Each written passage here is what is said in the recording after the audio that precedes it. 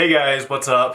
Today I'm going to be doing something a little bit different. I'm going to be analyzing one of my videos, one of my matches that I played at the Texas Open 2019, so a couple months ago. I believe it was in September. It was really hot, humid, but it was a lot of fun. I'm playing with Zane Affleck, and in this match, just in the back draw, we're playing against Tyson McGuffin and Morgan Evans. It's just 1 game to 15, and since this game is just 1 game to 15, but I'm doing a lot of commentary, it's going to take a while, and so what I've decided is to break this up into 2 different parts. And so the first part will be the first half of it, and then I'll release the second part at a later point this week. Alright, and so as I said, I'm going to be doing some analysis. I'm going to be stopping and going. I'm going to be kind of going through some of the thoughts that I was thinking, if I can remember correctly, or why I did certain shots, why I went certain places. So hopefully you like it. Alrighty, welcome. Let's get this thing going. Me and my partner Zane, we are on the court closest to the screen, and then in the back you'll see Tyson McGuffin in a hat and in a white shirt. And then Morgan Evans also in a hat, I believe, and then a reddish colored shirt. I believe Zane and me elected to serve first, and so we are serving first. The score is 0-0-2. As I mentioned, I'll be stopping and going throughout this whole video, hopefully shedding some light on my insights, why I do certain moves, why I hit to certain locations, and then we can go from there. If there's anything that you have a specific question on, feel free to put it in the comments, and then I can respond to that individually, but hopefully I can answer a lot of the general questions throughout the video. Thanks guys. Alright, here we go. So, since I'm lefty, I am already going to be on the right hand side. The reason we do this is to keep both of our forehands in the middle. Like most pickleball players, both of our forehands, especially my partner's forehand, is much stronger than our backhand. And so at all times throughout the match, we're going to try as hard as we can to keep that forehand in the middle.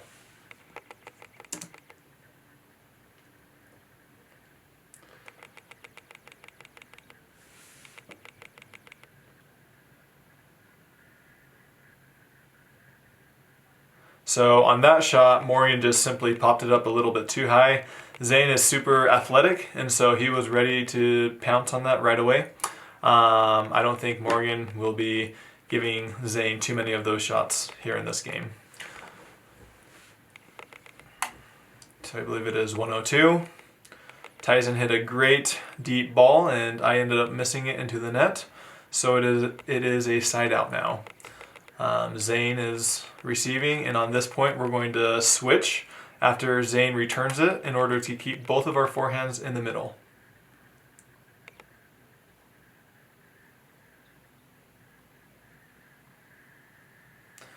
So once again, Morgan popped that ball. Alrighty, let's pick up. Alright, so where are we? We are right here. Alright, so Zane is up at the net now, and once again we're going to switch after I make the return in order to keep both of our forehands in the middle. It's extremely effective when done right. That was a great serve. I probably should have been a little bit further back. Tyson's known for hitting his serves really quite hard, so not much you can do on that except for give yourself a little bit more room. Zane makes the return. I drop Tyson.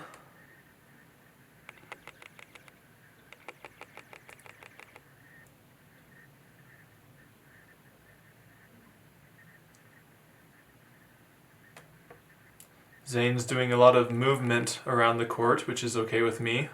I'm used to that kind of movement from him. And it appears as if we are somewhat isolating Morgan for the past few points and this point right now. I think Zane got a little anxious on that one. He tried to pull the trigger a little bit too quickly. Had he made a couple more dinks and then maybe waited for a little pop-up, I think he would have been fine. Alright, so now the serve's coming to me. And we are rotating again. And And Morgan on that one, he tried to get it to me, however, he popped it up a little bit too high. Since Zane is more athletic, he's able to take that as a forehand, which is another reason why we like to stack. In case they mishit it, then he can switch back over and take that as a forehand.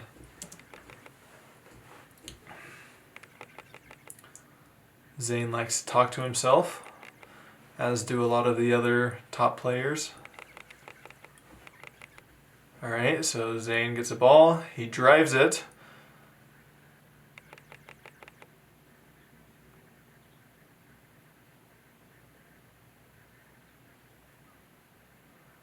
Alright, so this point was awesome. It started off great. We're going to rewind it a little bit. So it started off great. Let's look at it. Zane got a low ball and he attacked Tyson on it, which was a great attack. He kept that ball low and Tyson kind of popped it up. Let's go back a little bit. So here it is. Zane's loading up and he's getting ready to attack it. His legs are low. He's bending his knees, which is great. And then that ball is barely over the net, which is awesome. And then it pops up the ball a little bit, and Zane attacks.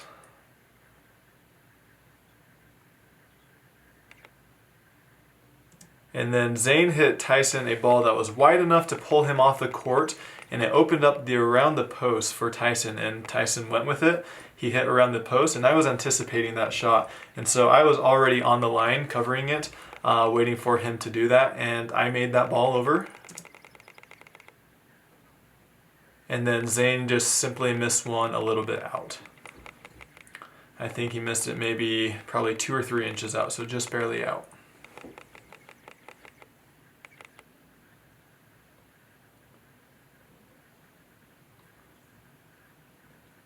Once again, Zane decided to rip that third ball, and he hit it with a lot of pace. However, it was a little bit high, and so it wasn't as effective as the previous one. However, we are still in the point. And I think Morgan got a little bit antsy. I think Zane on that one, he kind of caused Morgan to pull the trigger because Morgan saw Zane going for that Ernie. So if you rewatch it right here, I hit cross court, and then Zane, in attempts to go for the Ernie, Morgan sees that, and Morgan doesn't want to go down the line, and so he tries to pull the trigger a little bit too soon. So that's good work on Zane's part.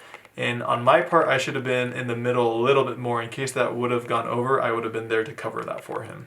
And since it's my forehand, I'm able to cover that middle and really be effective. And Morgan just simply missed it. So I would call that more of a forced error on our part.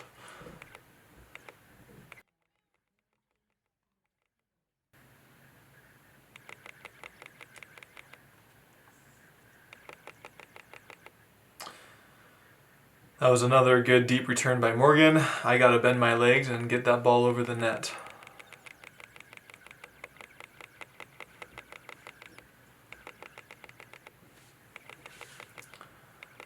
Morgan hits his serve.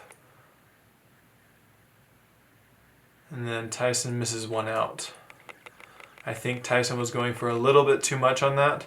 He did not need to hit so close to the lines.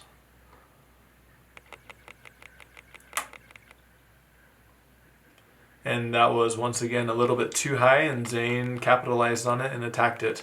My rule is anything that's up here, kind of shoulder height level, I want you, my partner, whoever, I want you guys attacking that ball. Once again, I made another unforced error. Good deep balls, but I got to be a little bit more prepared for those. That was a great ball by Zane. The reason why it was good is not because it was hit hard, it's because of the height over the net. If you look, let's go back one more time, look at it. So the height over the net is maybe 2 inches, maybe 1 to 2 inches. And so when the opponents get to that ball, when Tyson's hitting that ball, he really can't do much. Now if Zane pops it up 3 to 4 inches or 5 inches, then we're in trouble and it's not a good shot. But since the ball is so low, since Zane's ball is so low, then that allows for me to come up to the net and in anticipation of a floater that they will give to us. And here me and Morgan are just going cross court with each other, not one of us really wanting to pull the trigger or mix things up, which is okay. If you're in a routine and something's working, you don't necessarily have to switch it up. I think on that last point, I probably should have stayed with Morgan a little bit more, and instead I went to Tyson to switch it up, and it didn't work out for us. Here we go, we're switching. Once again, if that ball is up here, we're going to be attacking that. At least I want us to be attacking that. And that last ball, Zane hit that ball probably about shoulder height, and he attacked it. Anything shoulder height, you've got to put away. On this one, Zane shows me the sign that he's going to be switching sides. And once again, he takes my ball, which is okay. He's there in position. And it's easier for Zane to do that because he's already up at the net. Whereas if I would have taken that ball, I would have been running up to the net, and I probably would have made it, but Zane was in better position to hit it. Once again, Zane ripped that ball. Now, in comparison to his previous drives, that was quite a bit higher. So you gotta really keep that ball down low if you're going to be attacking it. Otherwise, you're putting your partner and yourself at risk. Here we are, we're just digging, getting back into the point. Let's see here. Defense, and we're trying to make our way up to the net. We do. And Zane was kind of in his moment, and he was starting to take over, and I am totally okay with that. If he's doing well and he's taking over, I don't want to interrupt anything, so I'm totally okay with that. That was a good drive, low over the net. Good defense by Zane, just blocking it right out in front of him. Here me and Morgan go again on this cross-court dinking. Morgan decides to mix it up, and Zane popped it up a little bit too high, and once again, Morgan capitalized on that one. It's a trend as you watch all the top pros play. Honestly, anything about the middle of their stomach to their shoulder height, they're going to be attacking for the most part. All right. Here we go. Drops barely over the net.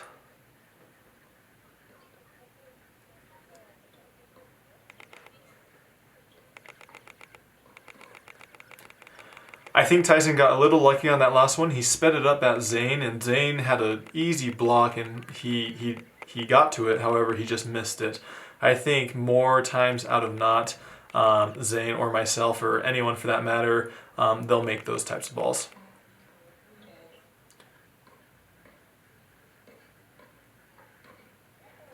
Awesome. And so on this one, we're going to go back to it and take a look into it. So it's my forehand, and I'm going to Morgan. I've got him kind of trapped into a corner, which is where I want him, and I keep going there. And then he mishits it a little bit. He's trying to go for that angle, but it's just not good enough, and I'm able to hop the corner. I recognize it right away, and then I hop the corner, and then I go for it.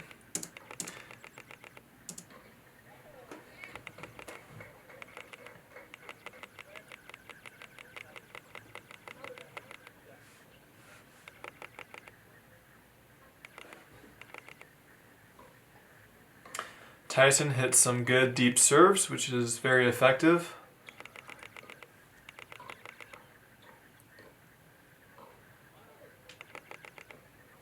They got Zane there. That's kind of a uncharacteristic mistake for him during this match, at least.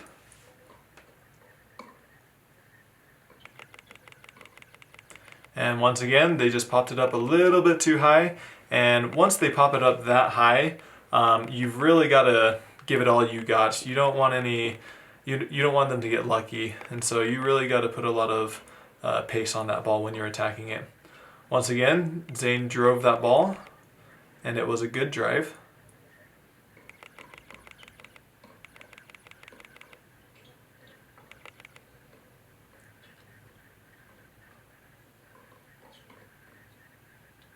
I was there. I think I just went for a little bit too much, but you see how I covered the middle when my partner was off the court. Zane was pretty far wide. Let's see if we can go right here.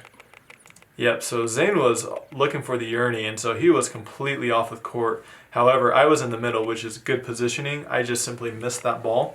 I got to give myself a little bit more margin of error, not aim so much close to the lines. Once again, more times out of not, I would imagine I would make that shot.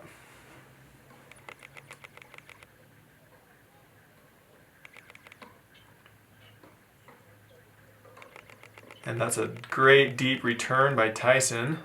And then they drop me. Oh, a little trick shot action. We're staying in the point. We're working our way up to the middle of the net. Blocking, and we win that point. That was a fun point. Let's rewind it one more time. So right here. So Zane serves it, and Tyson hits a great deep return. And I believe I just drop it over the net. Actually, that was more of a drive. I run up there, get the ball. That's the only shot I could hit. And then as soon as we are both back at the baseline, we try to work our way up because it's really difficult to win points from the back. And so as soon as you hit that good drop that barely goes over the net, you want to rush up to the net. Obviously, while maintaining control.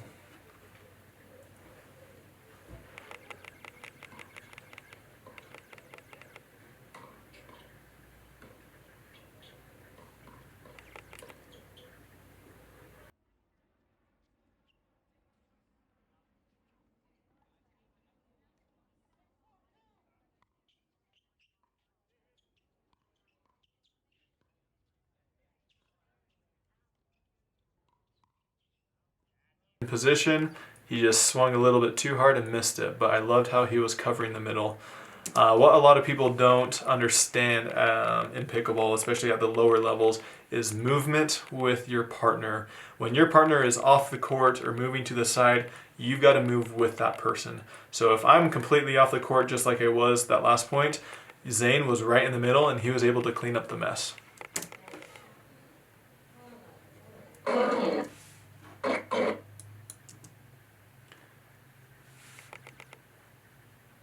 Here's a great point.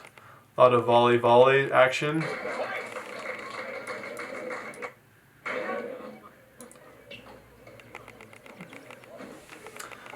Tyson serving. Once again, he's hitting that serve deep.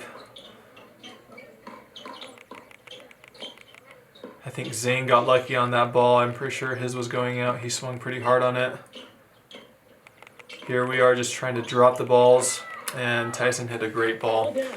I wasn't able to keep it down as much, but Tyson put a lot of pressure on me, so that's credit to him.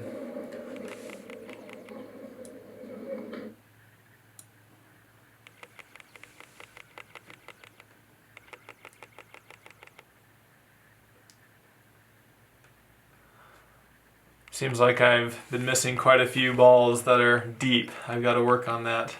I think towards the end of this match I pick it up a little bit more, but this first half I missed quite a few. See, Tyson, he's really going for that drive, and it's effective when it goes over, but if he's missing 1 out of every 2 or 3 or 4, those are pretty high numbers that he's missing. So I don't know if it's necessarily worth it, just because of the amount that they're missing. The margins when you're driving the ball are so slim that if you're not on, then you lose the point. And so you've got to be extremely ready. You've got to be extremely dialed in to be driving those balls. I think Zane got a little bit too cute on that one. He probably didn't have to hit it so close to the net. Let's see here.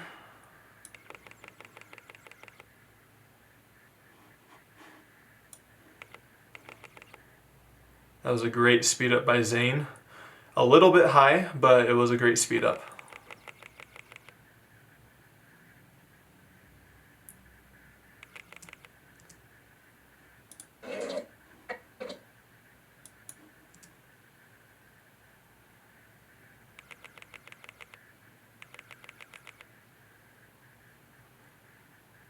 Tyson hit one or two that were just a little bit too high right there, and I was able to capitalize. Let's look at it one more time. So we start off the point, where we both work our way up to the middle of the net. Zane takes over, and I switch behind him because he was too far over. It's much easier for me to follow behind him than for him to go back and then for me to take his spot. And so I recognize that, and then I just simply go behind him. I'm comfortable enough with playing my backhand, and so that's not an issue. And then I believe me and Tyson engage in a little volley action. And he hits a high one to my backhand, and I probably could have done a little bit more with it, but he has great reflexes, so the point continues. Then Morgan, there was a ball that was hit really low to his feet, and he just had to pop it up, and then I was able to put it away. Alright, that's it for part 1 of this video. Hopefully you guys enjoyed it and learned something new. If there's a specific sequence or point that you had questions on, let me know, just because there's so much details. I mean, I probably could have done 5 minutes of playtime and commentated for 20 to 30 minutes. There's just so much information and so many different strategies and techniques that one can do. And then also stay tuned for the following, the second half of this. Hopefully you like it. Thanks, guys.